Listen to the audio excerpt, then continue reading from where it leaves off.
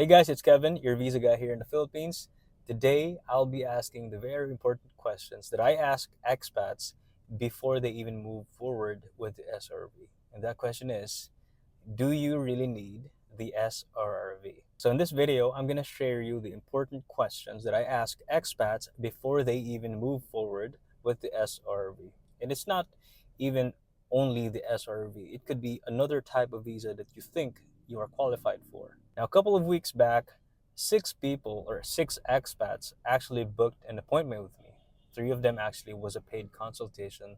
Anyway, out of those six, only two of them actually went forward with the SRV. The other two switched to a different visa option, and the other two, they did not really say that they want to get the SRV now, but they decided to get it at a later date. So before anything else, I want to thank the people who have been supporting and watching my YouTube channel. Guys, as of today, we are now at 1,500 subscribers. Thank you guys so much for watching. And also to the people who have been sending donations to the channel, who booked an appointment, who availed the paid consultation. Thank you guys so much. I appreciate your support. So without further ado, let's get right into it. Stick around, grab a cup of coffee. Let's get down to business.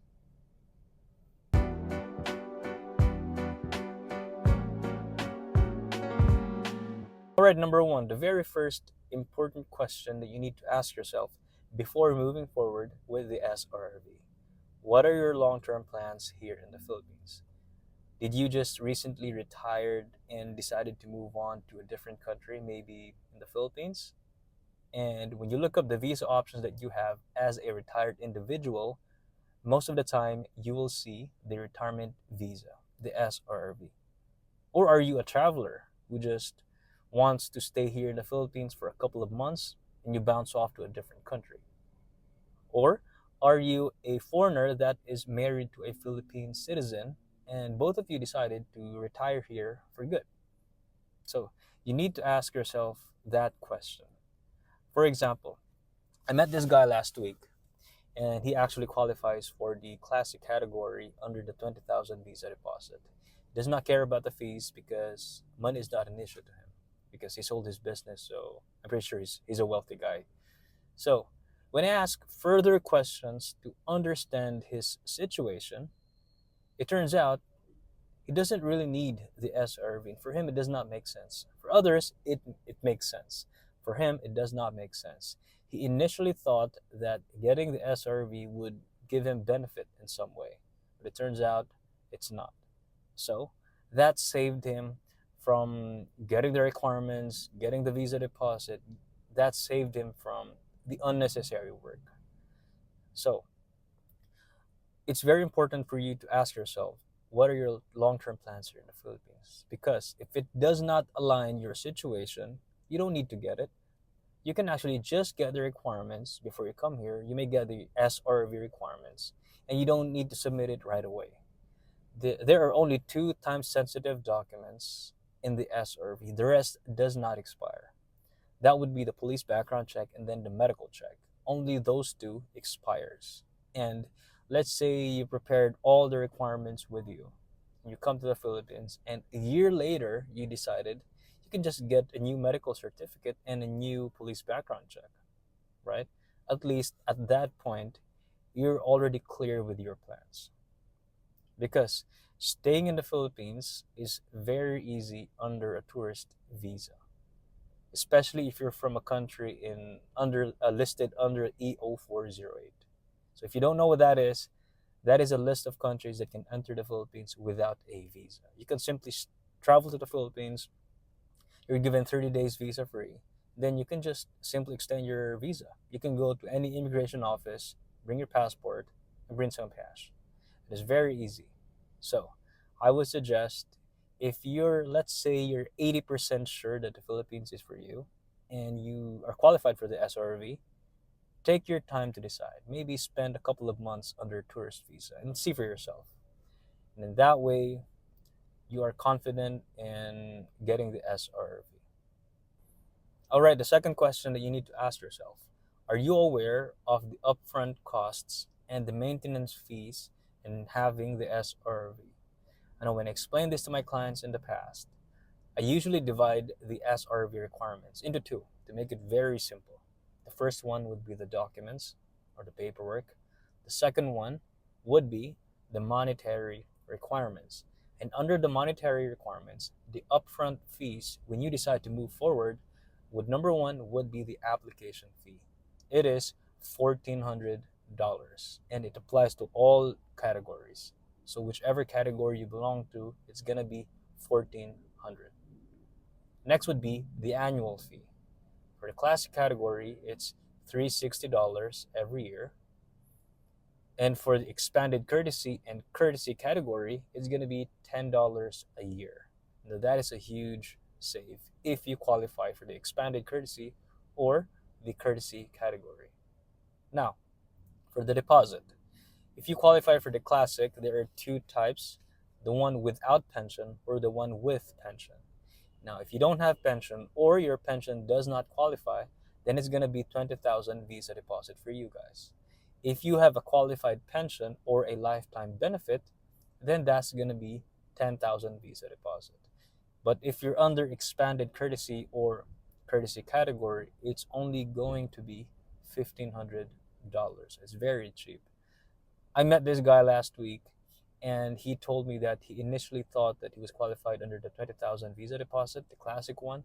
And when I dug deeper, he was actually qualified under the expanded courtesy because he has this certain profession and he actually qualifies for the lower deposit category. So it's very important for you to understand your background or even someone that you're working with. Let's say if you're working with an agency, make sure your agency checks your background because who knows, maybe you're gonna get qualified under the visa category with a lower visa deposit. So if you're under the classic category and you're a bit hesitant because of the high annual fee, which is the 360, you may want to consider staying under a tourist visa at the moment because here's a sample computation. If you stay here under a tourist visa, if you add up all visa extension and one ACRI card, because that's valid for a year, it's going to cost you around 20,000 to 24,000 just by doing visa extensions. And that's almost equivalent to the annual fee of the SRV under the classic category, the 360. So every year, classic category is 360. If you stay here under a tourist visa, it's going to be, for a year, it's going to be around 20,000 to 24,000. That's just an estimate. So if the cost is a bit a concern of you, then you may have to pause a bit and then rethink. Also, if you decide to get the SRV, it's not the upfront fees and the deposit you need to be aware of. You also need to think about the medical fees, getting the apostille done, getting the police clearance, getting all of the requirements completed because there are costs involved when getting that document. Also, the agency fees.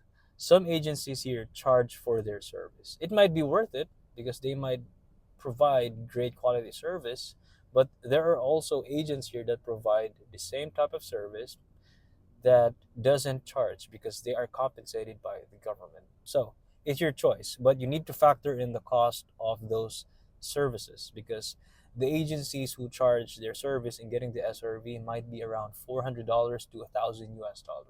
So you need to factor it in your budget. Okay, the third question that you need to ask yourself, have you ever considered the other visa options available based on your circumstances? Now, let me tell you a quick story about this couple that I met last week. Foreigner guy married to a former Philippine citizen. This foreigner actually qualifies for the 10,000 visa deposit, and the former Filipino was planning to reacquire her Philippine citizenship. Now, that was their original goal, for the husband to get a retirement visa and for the wife to get dual citizenship, right? Now, when I talked to them, the only thing that's holding them back was the concern of the wife. Because the wife, he told me that, hey, Kervin, if I'm going to get a dual citizenship through reacquisition, I'm going to lose some of my benefits from the country that I was naturalized from. And they're not from the US, by the way. So that's what she told me. And I told him, what are your goals here in the Philippines? What are your long-term plans here? So they just told me that their ultimate goal is just to retire here in the Philippines. That's it. They don't want to buy properties, they don't want to buy a lot of things. They just want to stay here for good because all of their children are grown up and they are not here in the Philippines. So that is their ultimate goal. So I asked a few more questions and answered them until everything was very clear to them. So what I suggested is that, ma'am, you actually qualify under the SRV category courtesy, and your husband can be the dependent of your visa. And you will only both deposit one time 1,500 deposit because it covers two people. Actually three, but there's only two of them, so it's going to cover both of them, right? And the annual fee to maintain this visa, it's only $10 per applicant every year. And that shocked them actually because it saved them a lot of money because they don't want to stay here and do paperwork. And I told them these are the requirements that you need to get. It's very easy. So once you have this, you just need to maintain and pay the annual fee of $10 a year. So you don't need to get dual citizenship to stay here for good. You can just stay under the SRV category courtesy or the SRV courtesy category. So it's $1,500 deposit for the both of you, $1,400 for the main applicant, and $300 for the dependent applicant, which is for your husband. And after that, you just need to pay $10 each per year. So after the conversation that we had, they were very thankful. He said, Kervin, thank you so much. You saved us time, effort, and money.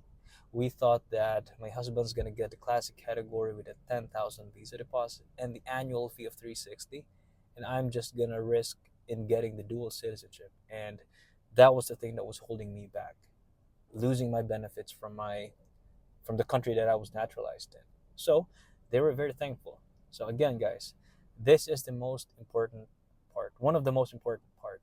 Have you ever considered the other visa options available? It could be a different category or it could be a different visa. So it's very important for the person that you're working with tells you an honest advice. Because if you're an agency, if you're going to help your client get dual citizenship, you're going to get a fee for that. If you're going to help your client get the SRV, that's a different fee, that's a different service. So these agencies can get two service or fees from you guys.